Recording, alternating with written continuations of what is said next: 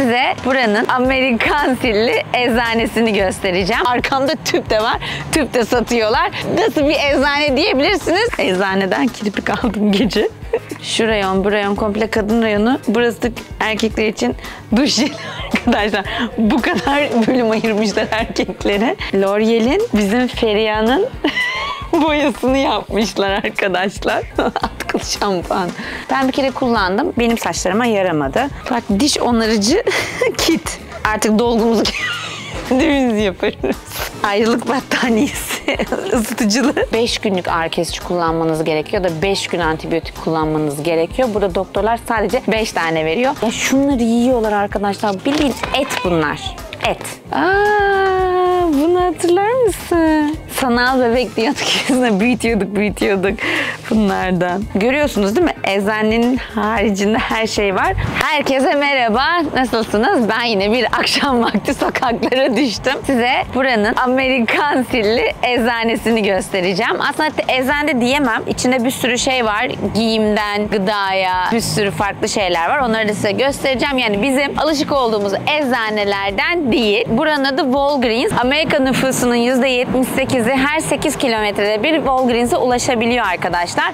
Örnek veriyorum, benim evime şu anda arabayla 5 dakikada gelinebiliyor. Bazıları 24 saat açık çünkü içinde eczane olduğu için ulaşabileceğiniz ilaçlar olabiliyor. Vitamin ya da reçete satılan ilaçlara gece de gelip ulaşabiliyorsunuz ya da gıda gibi. Size burayı anlatmadan ve içini tanıtmadan önce ne diyoruz? Kanalıma abone olmayı unutmuyoruz. Bildirimleri açmayı unutmayın. Bize bol bol kalpler, bol bol yorumlar gönderin. Biri de Walgreens'i gezdikten sonra bir bonusum var. Kendimi ödüllendireceğim. Hazırda sokağa çıkmışken hemen Walgreens'in yanında sizi oraya götüreceğim. Orada küçük tatlış böyle bir kendime bir bonus var. Şu anda arkada Buğra beni çekiyor. Dedim ki sen de ol videoda dedim. O da dedi ki birazcık yüzümü özlesinler dedi. O yüzden bu videoyu ben çekiyorum. Daha doğrusu Buğra çekiyor. Ben söylüyorum arkadaşlar. Arkamda tüp de var. Tüp de satıyorlar. Nasıl bir eczane diyebilirsiniz. O yüzden şimdi size içeride göstereceğim.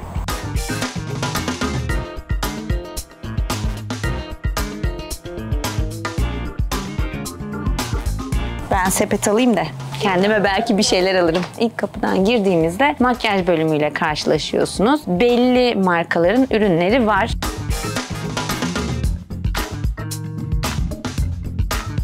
Bu markayı çok seviyor birçok kişi Türkiye'den de. Bak, Hello Kitty'lisi çıkmış bunların. Bu tarafta da manikür setleri var. Böyle kirpikler var. İstediğiniz boyda takabilirsiniz. Eczaneden kirpik aldım gece.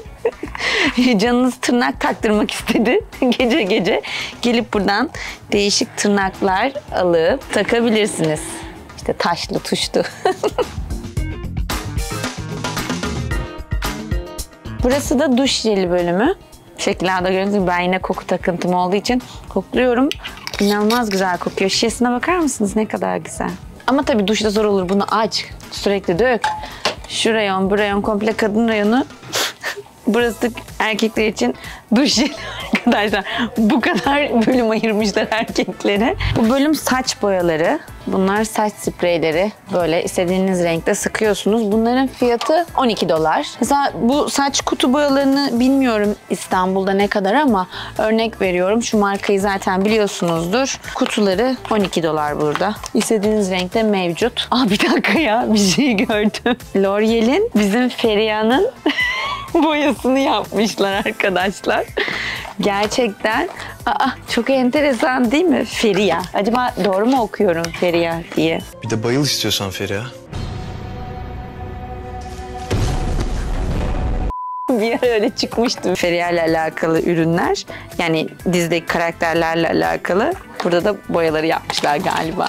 Burada bildiğiniz saç şeyleri, düzleştirici, maşa. Görüyorsunuz değil mi? Eczanenin haricinde her şey var. Burası da boydan boya şampuan bölümü. Bunlar bir tık daha pahalı ürünler. Mesela bunu Türkiye'de de çok kullanan var. John Freda'nın şampuanı. Bunlar da $14. Bunlar kuru şampuanlar. Bakın renk renk böyle. Ben hiç kullanmadım gerçekten kuru şampuanlarınızda kullanan var mı? Ben yıkamayı seviyorum saçlarımı belki ondan ama bunlar bizim bildiğimiz İstanbul'da da olan markaların şampuanları. şampuanları. Belki içine değişik farklı şeyleri vardır. Mesela bu şampuanı herkes, özellikle sarışınlar gelince buraya ya da ben İstanbul'a dönmeden önce istiyorlar benden. Mor şampuan deniliyor.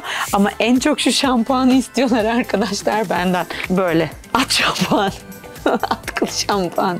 Ben bir kere kullandım. Benim saçlarıma yaramadı. Düşünün, daha ilaç bölümüne gelmedim. Bu bölüme gireyim. Bir sürü şey var. Güneş kremleri. Değişik değişik. Bunlar diş fırçaları, diş macunları, rulonlar, diş ürünleri.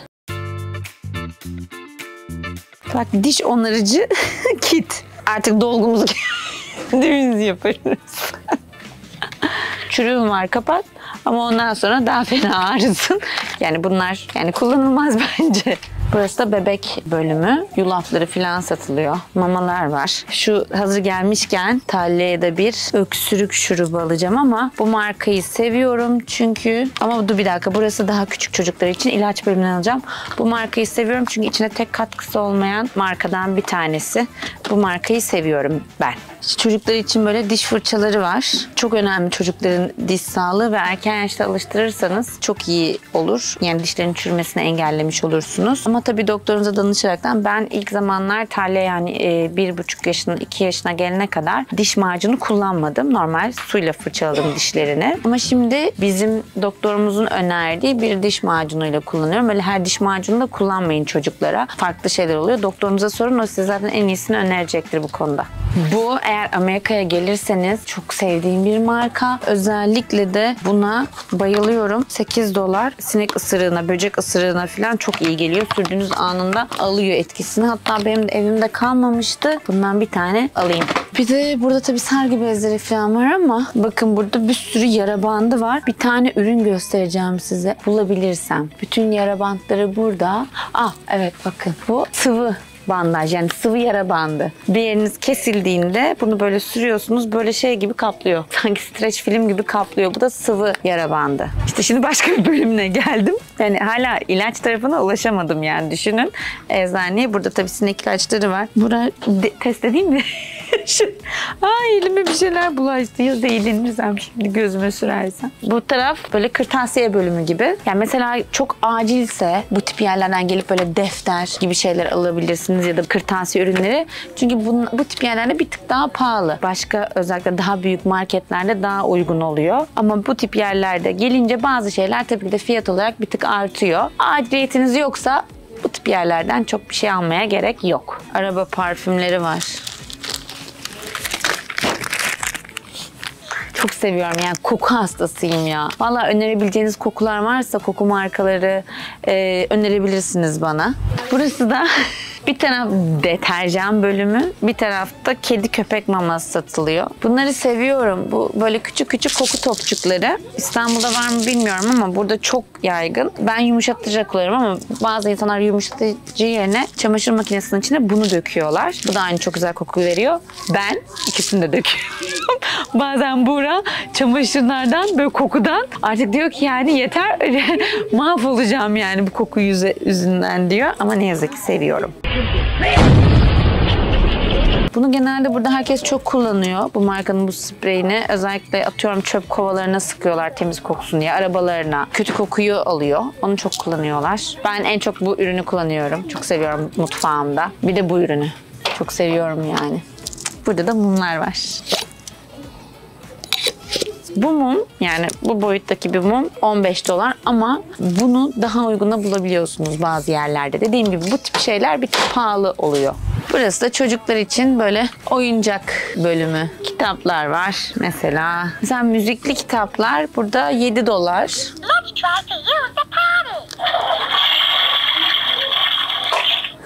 Bu tuvalet öğretiyor çocuklara. Müzikli kitapları seviyorum. Özellikle Tallia'ya Türkiye'den alıyorum müzikli kitaplar. Türkçesini daha çok duysun diye özellikle yabancı değil de Türkçe seçiyorum kitaplarını. O yüzden İstanbul'dan çok taşıyorum. Az buçuk onların fiyatlarını biliyorum. 75-80 TL, 90 TL. İşte burada da $7. Yani devam edecektim ama arkamda çocuklar olduğu için o yüzden çekmiyorum. Çünkü çocukların videoya girmesini istemiyorum. Onların kendi alanı ve bir ailesi var. Saygı duymak zorunda. O yüzden oradan çıkıyorum. Evet, ilaç bölümüne geldik. Şunu alacaktım demin Talya için. Hem gündüz verebiliyorsunuz hem akşam olan versiyonu var. Ben akşam olanını alacağım. Çünkü gündüz olanı var evde. Genelde ben Talya'ya ilaç kullanmıyorum. Yani özellikle ateşlendiği zaman bırakıyorum ki vücudu ateşle savaşsın. Çok artık böyle şey durumuna geliyoruz. Artık uyuyamıyor, çok rahatsız oluyor. O zaman bir kaşık veriyorum ama olabildiğince buradaki doktorumuz da önermiyor. Vermeyin, vücut savaşsın ki vücut alışsın bu duruma diye. Bu bize doktorun tavsiyesi. Sizin doktorunuz nasıl tavsiye ediyor bilmiyorum. Bize buradaki doktorumuz bu şekilde tavsiye etti. Bakın, ayrılık battaniyesi, ısıtıcılı. Ben bu tip şeylerden korkuyorum, biliyor musun? Çünkü ya bana garip geliyor, elektrikli, sanki içinde elektrikle böyle çarpılacakmışım gibi geliyor ve korkuyorum. Burası da benim bölümüm. Benim sırtımda çok problem var, özellikle belimde. Haftada 2 gün buraya uğrayıp soğutucu sprey, ağrı bantları falan alıyorum. Genelde onları kullanıyorum. Ve benim diğer bir bölümüm. Benim hem güneş alerjim çok olduğu için özellikle şunu çok kullanıyorum. Çünkü hemen dudaklarım uçuk oluyor. Nefret ediyorum yani. Sürekli bir uçuk harbindeyim. O yüzden bunu çok kullanıyorum, bu ürünü. Hatta bu bitmişti benden. Bunu alayım. Alıyorum bu. Rişkom.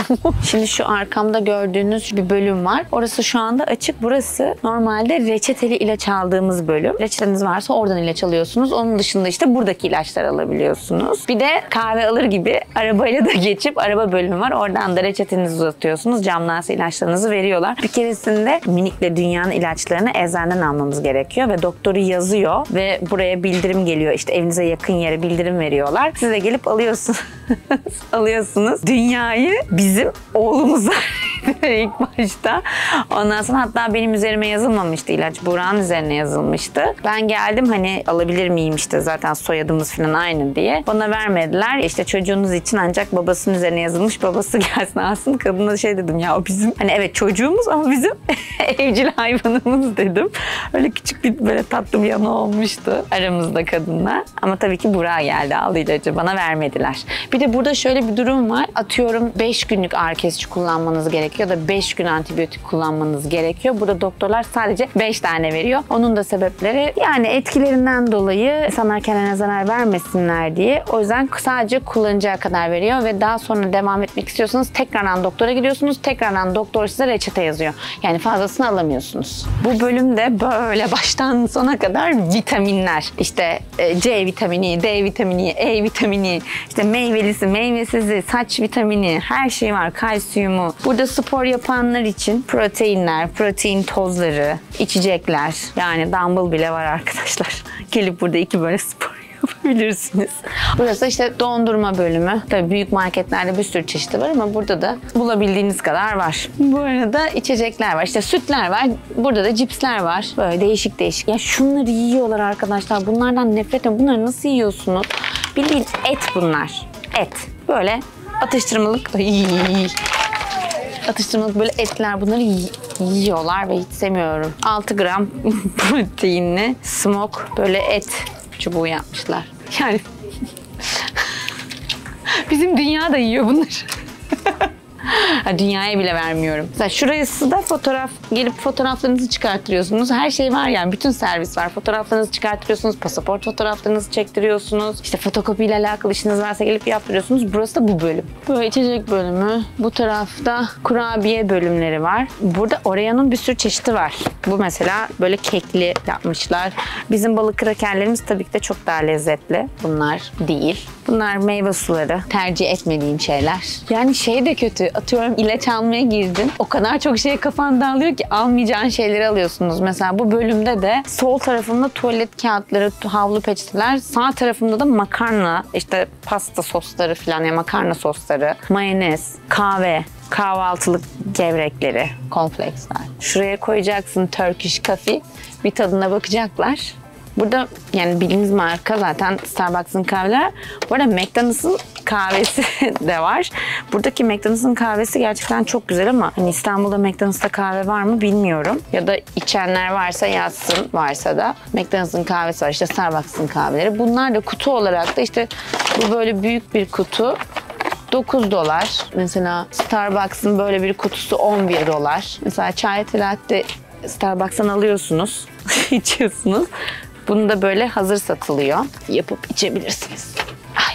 Bu arada Paskalya zamanı geliyor 9 Nisan'da. O yüzden erkenden hazırlık başlıyor. Bütün böyle yumurtalar, tavşanlı çikolatalar. Bu bölümü bakın böyle yapmışlar. Demin orada oyuncak bölümünü çekememiştik. Çocuklar vardı. Şimdi gitmişler. Gel çekelim, gösterelim. Böyle erkek çocukları için oyuncaklar var. Bunu hatırlar mısın? Sanal bebek diyorduk. büyütüyorduk bunlardan. Küçük Game Boy'lar var. İşte Buğra'nın bölümü. Burası böyle sağlı sollu şeker arkadaşlar. Burada bir sürü şekersiz çikolatalar, jelibonlar, her şeyler var. Bunlar işte şeker hastalığı olanlar ya da şekeri tercih etmeyenler bir nebze de yemek için aldıkları ürünler. Burası da şeker bölümü. M&M'ler var. Bakın bir sürü. Bademli M&M var. Ben bunu görmemiştim. Hep böyle yer fıstıklısını çok seviyordum. Bademliyi görmemiştim.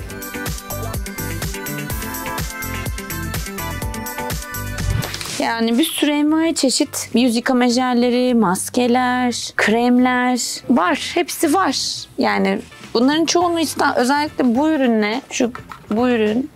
Bir de genelde yani burada da çok popüler, genelde her gelen Türk arkadaşlarımız alıyor. Bir de bu ürün. Bu ürünler gerçekten iyi ürünler ve bunları en son İstanbul'a geldiğimde eczanede de görmüştüm.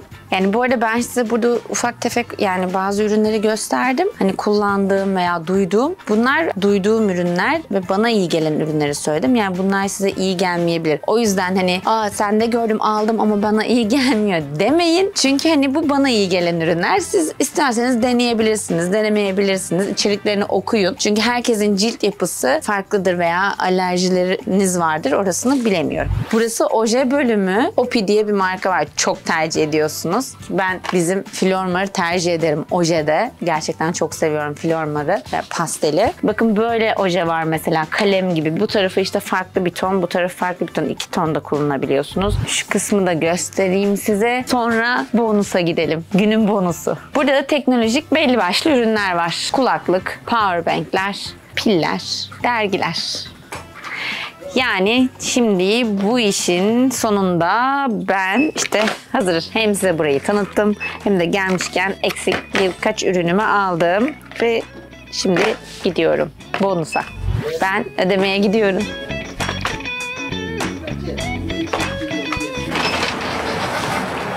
Evet, alışverişimi de yaptım. Şimdi bonusa gidiyorum. Kapanışı bonusta yapacağım.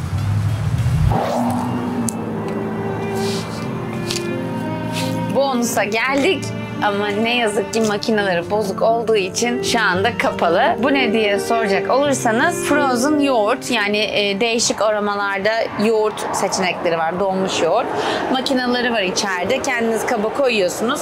Daha sonra bir bölümde de böyle meyveler var. İşte bisküviler falan içine neler istiyorsanız onları koyuyorsunuz. Aslında İstanbul'da bu da var hani belki birçoğunuz aşinadır. Normalde ben de burada sade yoğurdu seviyorum. O yüzden onu yemek için bonus olarak gelecektim. Çünkü hemen yan yana Walgreens'le. Ama ne yazık ki kapalıymış. O yüzden ne diyoruz? Umarım bu videomdan keyif almışsınızdır. Bizi takip etmeyi unutmayın. Bildirimleri açmayı unutmayın. Instagram'dan da takip edebilirsiniz. Bol bol kalpler gönderin. Yorumlarınızı tek tek okuyorum. Sizler sayesinde daha çok video çekiyorum. Çünkü sizlerden güzel mesajlar geldiği zaman ben daha çok motive oluyorum. O yüzden de video çekme hevesim daha çok artıyor. O yüzden iyi ki varsınız. Hepinizi kocaman öpüyorum.